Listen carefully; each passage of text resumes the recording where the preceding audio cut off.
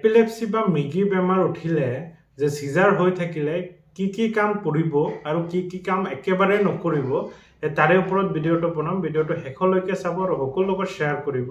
বা যিকোনো সিজাৰত মানে অকল এপিলেপসি বুলিয়ে নহয়, যিকোনো একদম কঁপনি মানে একদম পুৰা দাঁত লাগি আহিলে তো কি কৰিব আৰু কি নকৰিব বহুত ইম্পৰ্টেণ্ট ভিডিঅ' হয়। সকলোৰ লগত শ্বেয়াৰ কৰিব। এনেকুৱা নহয় যে আপোনালোকৰ ঘৰতে এনেকুৱা কাৰোবাৰ বেমাৰ আছে যদি কৰিব লাগিব, যদি বাহিৰতো ক'ৰবাত লগ পায় বা কাৰোবাক দেখিছে হৈ আছে তেনেহ'লে আপুনি সিহঁতক কি এডভাইচ দিব তাৰে ওপৰত ভিডিঅ'টো বনাম। যিকোনো ইমাৰ্জেঞ্চি হ'লে, যিকোনো পেচেণ্টৰ ইমাৰ্জেঞ্চি হ'লে ডক্টৰে প্ৰথম 3টা কাম কৰে। এটা হ'ল এ, এটা হ'ল বি, এটা হ'ল চি, মানে ABC কাম কৰে। তাৰ পিছতহে বেমাৰটোৰ ট্ৰিটমেণ্ট হয়। আগত এই 3টা প্ৰাইমাৰী যিকোনো বেমাৰৰ কাৰণে কমন হয়। তো সেইকেইটা হ'ল এ ফৰ এয়াৰৱে, মানে আপোনাৰ শ্বাস লৈ আছে নাই সেইটো ইম্পৰ্টেণ্ট হয়, যে শ্বাস ল'ব পাৰি আছে নাই, যোনটো শ্বাস নলী আছে তাত কিবা প্ৰব্লেম আছে নেকি, তো সেইটো ঠিক কৰা। ছেকেণ্ড হ'ল ব্ৰিডিং, শ্বাস নলীটো যদি ঠিক কৰিছে তেনেহ'লে শ্বাস লৈ আছে নাই পেচেণ্টটো, শ্বাস ল'লেহে আৰু মানে এয়াৰৱেটো ঠিক থাকিলে শ্বাস ল'লেহে পেচেণ্টটো বাচি থাকিব। থাৰ্ডটো চাৰ্কুলেশ্যন, মানে এই 3টা বস্তু প্ৰথম চাবই লাগিব, তেনেহ'লে পেচেণ্টটো বাচি থাকিলে পিছত আপুনি ট্ৰিটমেণ্ট কৰিব পাৰিব। ঠিক তেনেধৰণে যেতিয়া সিজাৰ আহিলে সেইটো এটা ইমাৰ্জেঞ্চি কণ্ডিশ্যন হয়। তো সেইটো টাইমত আপুনি কি ট্ৰিটমেণ্ট কৰিব নকৰিব সেইটো পিছৰ কথা, যে আপোনাৰ ঘৰত আছে আপুনি হস্পিটেলত নিব, তাত ট্ৰিটমেণ্ট পাব। তাৰ আগত আপোনালোকে কৰিবলগীয়া বহুত কাম থাকে। তো ফাৰ্ষ্ট কি কাম নকৰিব তো সেইখিনি কৈ লওঁ, লগতে কি কৰিব তাকো কৈ আছোঁ। তো প্ৰথম এটা ভুলটো চবেই কৰে, যোনটো মানে দাঁত লাগি আহিলে বহুত গাঁৱৰ মানুহে বা ঘৰুৱা ট্ৰিটমেণ্ট হিচাপে কি কয় যে চামুচ ভৰা, দাঁতৰ ভিতৰত চামুচ ভৰাই এনেকা টানি দিয়ে তেনেহ'লে মানে দাঁত খুলিবৰ কাৰণে। তো ফাৰ্ষ্ট অফ অল এপিলেপসি বা মৃগী বেমাৰ বা যিকোনো সিজাৰত এইটো হ'ল নিউৰলজিকেল কণ্ডিশ্যন, আৰু সেইটোত নাৰ্ভাছ ছিষ্টেম এনেকুৱাকৈ ট্ৰিগাৰ হয় যে গোটেই মাচুলবিলাক ফুল্লি কণ্ট্ৰেক্ট হৈ যায়। তো আৰু সেইটোৰ পাৱাৰ ইমান বেছি যে আপোনালোকে ভাবিব নোৱাৰে। তো যেতিয়া আপুনি চামুচ ভৰাই পিনে লৰাব বিচাৰিব তেনেহ'লে 2টা কণ্ডিশ্যন হ'ব পাৰে। এটা হ'ল হয় চামুচ ভাঙিব, নহ'লে ভাঙিব দাঁত। তো 2টাৰ ভিতৰত যদি 2টাই মানে পেচেণ্টৰ ক্ষতি কৰিব নিবিচাৰে তেনেহ'লে সেইটো কেতিয়াও নকৰিব। তো আৰু কি নকৰিব, যে যেতিয়া এনেকুৱা সিজাৰ আহি থাকে বহুতে কয় যে অকণমান মুখত পানী দে, অকণমান মুখত পানী দে। তো এই ভুলটো কেতিয়াও নকৰিব, যে যেতিয়া পানী দিব মুখত সেইটো শ্বাসনলী, খাদ্যনলীৰ জেগাত শ্বাসনলীত যেতিয়া যাবগৈ তেনেহ'লে উশাহ লোৱা একেবাৰে ল'ব নোৱাৰিব, উশাহ লোৱাৰো প্ৰব্লেম হৈ যাব, আৰু তাৰপিছত শ্বাসনলীত গ'লে নিমনিয়া হৈ পিনে পিছত গৈ কমপ্লিকেশ্যন হ'ব। আৰু কি নকৰিব, যে বহুতে যেতিয়া একদম পুৰা এনেকুৱা হাত চাত লাগি আহে আৰু দাঁত লাগি আহে তেতিয়া কি কৰে, বহুতে চেষ্টা কৰিব বিচাৰে হাত চাত এনেকুৱা টানি চিধা কৰিবৰ কাৰণে।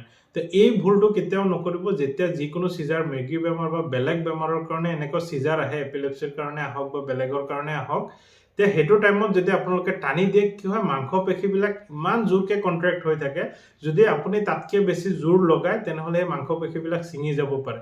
তো পেচেণ্ট যেতিয়া এনেও আপোনাৰ সিজাৰ আহিলে খুব বেছি 5 পৰা 10 মিনিটৰ ভিতৰত এনেও এবাৰ হ'লেও এৰিবই। যদি পুৰা সিজাৰ আহি আছে 10 মিনিট পিছত অকণমান পুৰা শৰীৰটো এৰি যাব, যেতিয়া এনাৰ্জি নাইকিয়া হৈ যাব শৰীৰত, পিছত আকৌ এনেকুৱা হ'ব মানে।